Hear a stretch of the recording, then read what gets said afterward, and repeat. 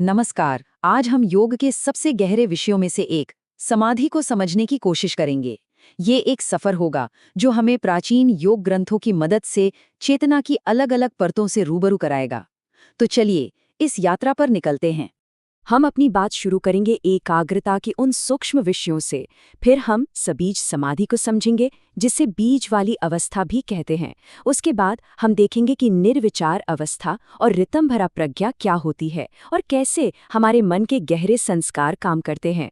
और अंत में हम पहुंचेंगे परम लक्ष्य तक, निर्बीज समाधि। तो देखिए, योग के इस रास्ते पर सबसे पहला कदम है ये समझना कि हम ध्यान किस चीज पर लगा सकते हैं।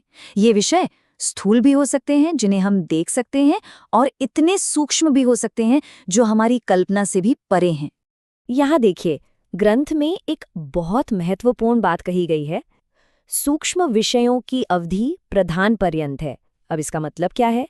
इसका सीधा सा मतलब है कि हम अपनी एकाग्रता इस दुनिया की किसी भी चीज पर लगा सकते हैं, उसके बिल्कुल मूल कारण यानी प्रकृति तक। उससे भी परे सिर्फ एक ही चीज है, वो जो देख रहा है, यानी पुरुष, हमारी आत्मा। तो ये सूक्ष्म विषय हैं क्या? ये असल में एक पूरी की पूरी चेन है। इसकी शुरुआत होती है सूक्ष्म तत्वों यानी तन्मात्राओं और हमारी इंद्रियों से। फिर आता है मन, अहंकार, फिर समष्टि बुद्धि यानी महत तत्व, और आखिर में प्रकृति, जहां से सब कुछ शुरू हुआ। आसान शब्दों में कहें तो जो पुरुष यानी हमारी असली आत्मा नहीं है, वो हर चीज ध्यान का विषय बन सकती है। अच्छा, तो अब जब हमें ये पता चल गया कि ध्यान किन चीजों पर लगाना है, तो चलिए ध्यान की पहली बड़ी और गहरी अवस्था को समझते हैं। ये है सबीज समाधि। तो सबीज समाधि, इसके नाम में ही इसका मतलब छिपा है। स यानी सहित और बीज मतलब ये ध्यान की वो गहरी अवस्था है जिसमें हमारे पुराने कर्मों और आदतों के बीज अभी भी मौजूद रहते हैं, भले ही वो सोए हुए हों। ये एक बहुत शक्तिशाली अवस्था है, पर हाँ, ये आखिरी मंजिल नहीं है। अब यहाँ एक सवाल मन में आना बहुत स्वाभाविक है कि अगर ये आखिरी मंजिल नहीं है, तो फिर इस अवस्था तक पहुँचने का असल में फायदा क्या है? और इसका जवाब है कि सबीज समाधि एक बेहद जरूरी तैयारी है। ये हमारे चित्त को, हमारे मन को साफ करती है, उसे इतना मजबूत और स्थिर बना देती है कि हम चेतना के और ऊंचे स्तरों के लिए तैयार हो सकें। चलिए अब शुद्धता के एक और गहरे स्तर पर चलते हैं। ये वो अवस्था है जहां निर्विचार समाधि मिलती है और उससे एक बहुत ही खास तरह की बुद्धि जागती है, जिसे कहते हैं ऋतंभरा प्रज्ञा। ग्रंथ में बताया गया है कि जब निर्विचार समाधि की अवस्था एकदम साफ हो जाती है, तो एक खास तरह का ज्ञान पैदा होता है। उसे ही ऋतंभरा प्रज्ञा कहा गया है, यानी वो बुद्धि जो सच से, सत्य से भरी हुई है। एक बात ध्यान रखिएगा, ये कोई साधारण किताबी ज्ञान नहीं है। ये तो मन की एक ऐसी सहज शक्ति है जो बहुत गहरी और शुद्ध एकाग्रता से ही पैदा होती है। ये हमें चीजों को बिल्कुल वैसा देखने की ताकत देती है जैसी वे असल में हैं, बिना हमारे अपने विचारों या तर्कों की मिलावट के। और इन दोनों में जमीन आसमान का फर्क है। देखिए, जो साधारण ज्ञान हम किताबों से या तर्क वितर्क से पाते हैं, वो दूसरों के शब्दों पर या अनुमान पर टिका होता है, तो उसमें गलती की गुंजाइश हमेशा रहती है।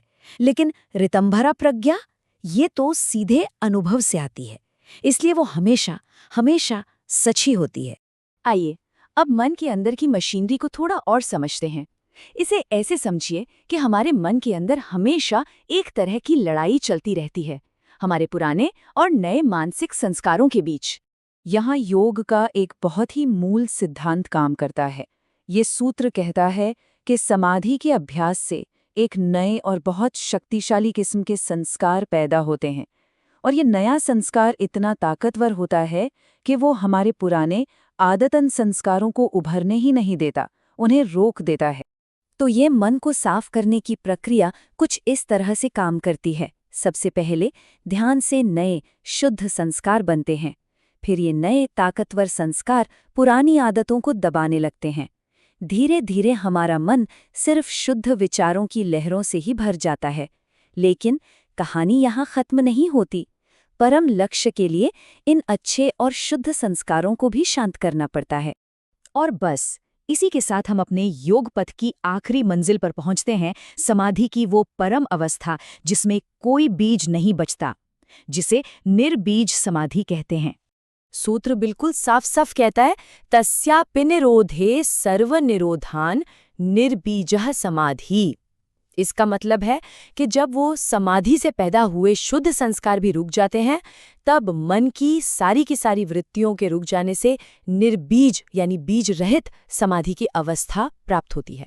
ये परम अवस्था है। यहाँ मन की हर हलचल, हर विचार, हर संस्कार, चाहे वो अच्छा हो या बुरा, सब कुछ पूरी तरह से शांत हो जाता है। और कर्म के वो बीज जो हमारे दुखों की जड़ हैं, वो हमेशा हमेशा के लिए जलकर राख हो जाते हैं। तो इस अवस्था में अनुभव किसका होता है? अपने ही असली स्वरूप का, आत्मा का।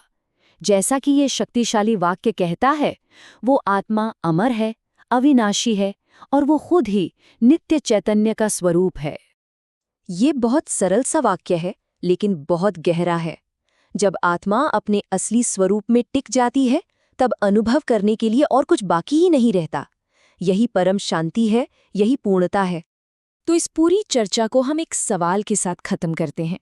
क्या योग का ये पूरा रास्ता हमें ये नहीं दिखाता कि हमारी चेतना की जो शक्तियां हैं वो हमारी सोच से कहीं ज्यादा हैं? क्या वाकई में मन को उसकी अपनी हदों के पार ले जाना संभव है?